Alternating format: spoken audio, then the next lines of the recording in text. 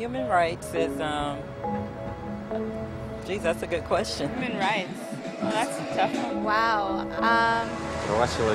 I don't even know how to give that a definition. I would probably have to do a little bit of homework or something. Any right that I think just as a normal, human, any...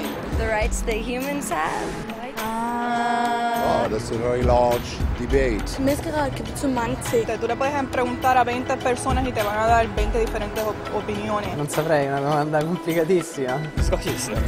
Yes, we just take them for granted that they're there, but we don't even consider what they are.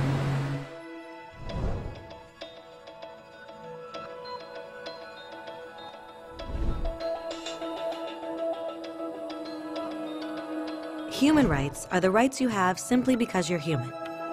It's how you instinctively expect and deserve to be treated as a person, like the right to live freely, to speak your mind, and to be treated as an equal. There are many kinds of rights. Most apply to a certain group. But human rights are the only ones that apply to absolutely everyone, everywhere. That means kids, old people, poor people, basketball players, garbage men, rappers, teachers, Africans, Indians, Albanians, Christians, Muslims, Kabbalists, atheists, your mom, your dad, your next door neighbor, and you all have the exact same human rights. In other words, they're universal. But the question remains, what are they? Name the human rights? What the human rights are? The right to live. Equality between all peoples. Right to religion, the right to... Is there supposed to be a list somewhere I should be aware of?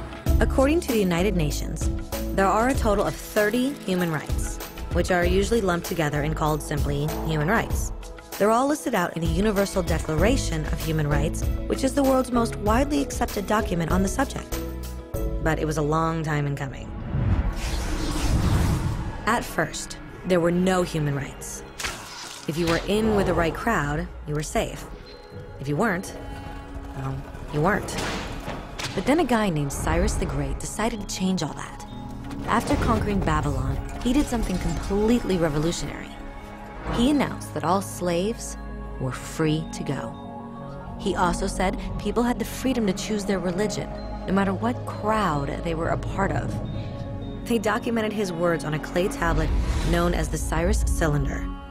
And just like that, human rights were born. The idea spread quickly to Greece, to India, and eventually to Rome. They noticed that people naturally followed certain laws, even if they weren't told to. They called this natural law, but it kept getting trampled on by those in power. Not until 1,000 years later in England did they finally get a king to agree that no one can overrule the rights of the people, not even a king. People's rights were finally recognized, and they were now safe from those in power. Kind of. It still took a bunch of British rebels declaring their independence before the king got the point that all men are created equal. Which isn't to say he liked the idea, but he couldn't stop them, and America was born. The French immediately followed with their own revolution for their own rights. Their list was even longer, and they insisted that these rights weren't just made up. They were natural. The Roman concept of natural law had become natural rights. Unfortunately, not everyone was so thrilled. In France, a general named Napoleon decided to overthrow the new French democracy and crown himself emperor of the world. He almost succeeded, but the countries of Europe joined forces and defeated him. Human rights was again a hot topic. They drew up international agreements, broadly granting many rights across Europe. But only across Europe. The rest of the world somehow still didn't qualify. Instead, they got invaded, conquered, and consumed by Europe's massive empires. But then a young lawyer from India decided enough was enough. His name was Mahatma Gandhi, and in the face of violence, he insisted that all people of Earth had rights, not just in Europe. Eventually, even Europeans started to agree. But it wasn't going to be that easy. 2 world wars erupted. Hitler exterminated half the Jewish population of Earth in horrifying Nazi death camps. And all told, 90 million people died. Never had human rights been so terrifyingly close to extinction. and never had the world been more desperate for change. So the countries of Earth banded together and formed the United Nations. Their basic purpose was to reaffirm faith in fundamental human rights, in the dignity and worth of the human person. But what were human rights? Were they the proclamations of Cyrus, the natural laws of Rome, the declarations of France? Everyone seemed to have a slightly different idea of what human rights should be. But under the supervision of Eleanor Roosevelt, they finally agreed on a set of rights that applied to absolutely everyone. The Universal Declaration of Human Rights. The French concept of natural rights had finally become human rights. So, in summary, at first, only a few lucky people had any rights, until one of those guys decided, hey, other people should have some rights too, which was great, except not everyone agreed. And it only took a few thousand years of fighting and declarations and more fighting until everyone finally agreed that human rights should apply to everyone. And they all lived happily ever after.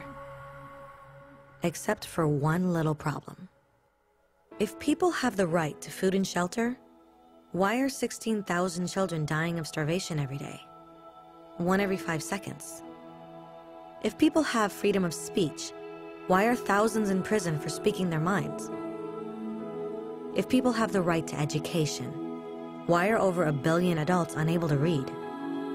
If slavery has truly been abolished, why are 27 million people still enslaved today? More than twice as many as in 1800.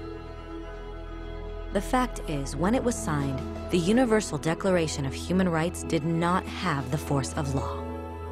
It was optional. And despite many more documents, conventions, treaties, and laws, it's still little more than words on a page. So the question is, who will make those words a reality? I have a dream today. When Dr. King marched for racial equality, he was marching for rights that had been guaranteed by the United Nations for almost 2 decades. But still, he marched. When Nelson Mandela stood up for social justice in the 1990s, his country had already agreed to abolish such discrimination for almost 40 years. But still, he fought. Those who fight today against torture, poverty, and discrimination are not giants or superheroes. They're people. Kids, mothers, fathers, teachers. Free-thinking individuals who refuse to be silent. Who realize that human rights are not a history lesson. They're not words on a page. They're not speeches or commercials or PR campaigns. They are the choices we make every day as human beings. They are the responsibility we all share to respect each other, to help each other, and to protect those in need. As Eleanor Roosevelt said, where, after all, do universal human rights begin? In small places close to home. So close and so small that they cannot be seen on any maps of the world. Yet they are the world of the individual person, the neighborhood he lives in, the school or college he attends, the factory, farm, or office where he works. Such are the places where every man, woman, and child seeks equal justice, equal opportunity, equal dignity without discrimination. Unless these rights have meaning there, they have little meaning anywhere.